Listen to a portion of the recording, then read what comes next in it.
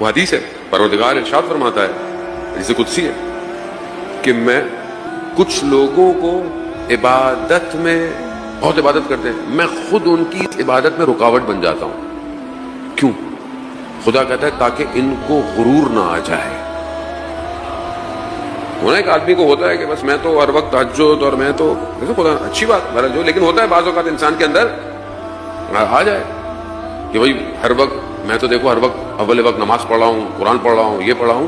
خدا کہتا ہے میں خود رکاوٹ بن جاتا ہوں تاکہ کہیں ان کو یہ غرور نہ آ جائے۔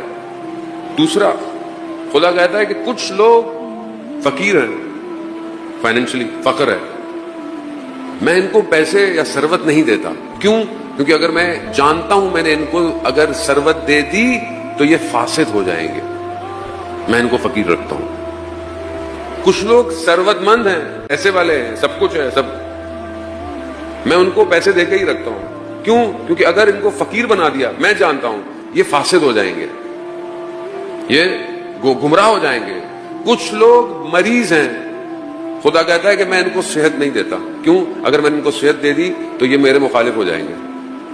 اور کچھ لوگ ایسے صحت مند ہیں کہ اگر میں نے ان کو مریض کر دیا تو یہ میرے گناہوں میں شامل ہو جائیں گے۔